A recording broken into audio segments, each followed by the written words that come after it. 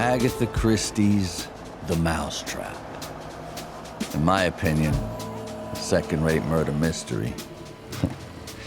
Not that I've seen it, you understand? But it's a whodunit.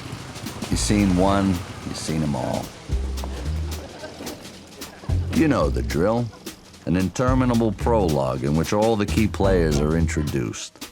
You get a sense of the world they inhabit, and then the most unlikable character gets bumped off. There's been a murder? Cue the entrance of a world-weary detective who comes in and pokes his nose around, talks to witnesses, takes a couple of wrong turns, and then gathers all the suspects in the drawing room and points the finger at the least likely chump because of the way the guy, I don't know, ties his shoelaces. Now you've seen our play, you're an accomplice to murder. And so we ask you to remember that it is very much in your interest not to tell a soul outside of this theater who done it. But what do I know? The Limeys, they just lap it up. The play's a smash hit, not to mention a cash cow. And right there is the milkmaid-in-chief, Petula Spencer.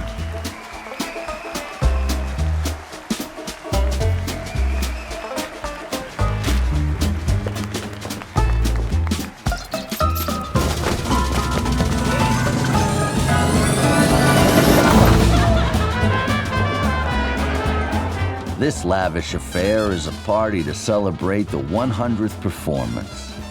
No wonder film producer John Wolfe wants to turn the play into a major motion picture. Here he is now in the arms of his slightly paranoid wife. I sense that death is close at hand. It's probably just a draft. This is where I come in.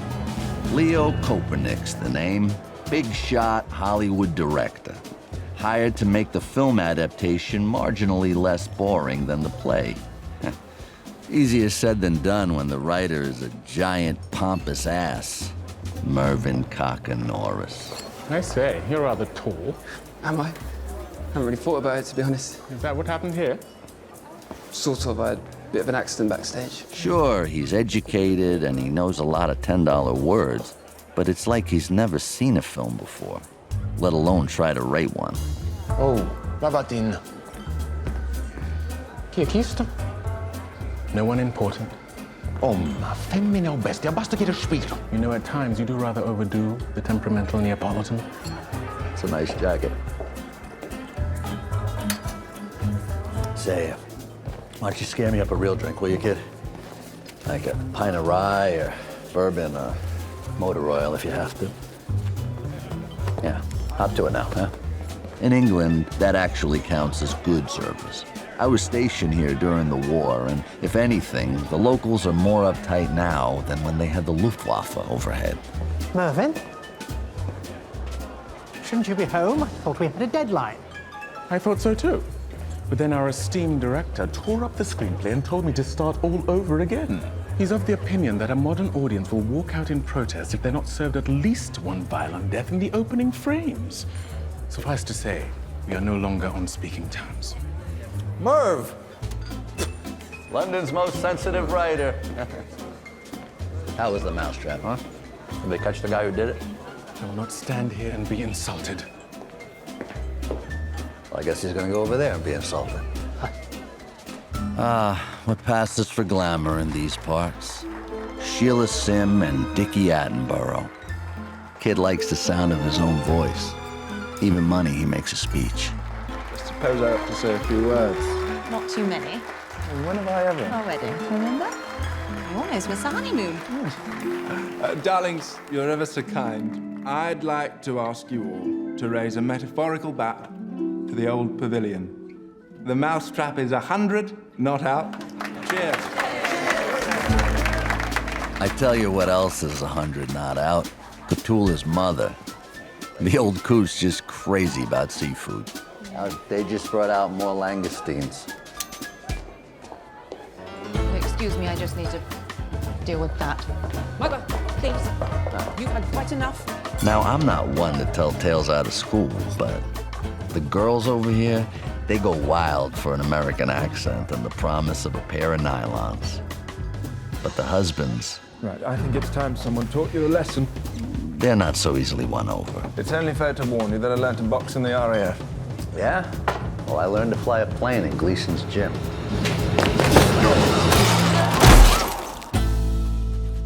All of which explains, in an admittedly roundabout fashion, how I come to be in the theater's backstage area in need of a change of clothes.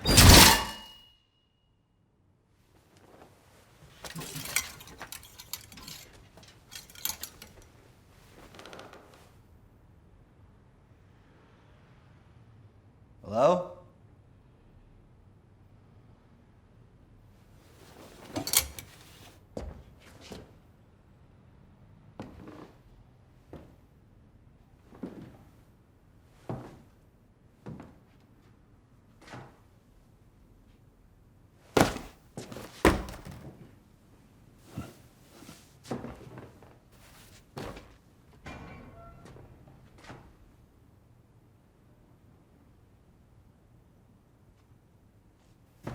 Hello?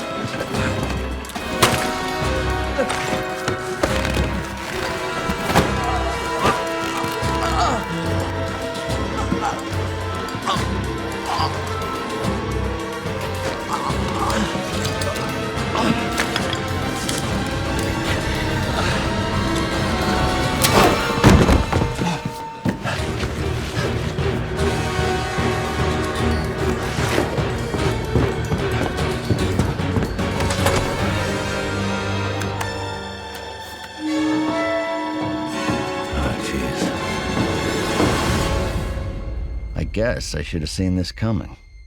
It's always the most unlikable character gets bumped off. It's a whodunit. You've seen one, you've seen them all.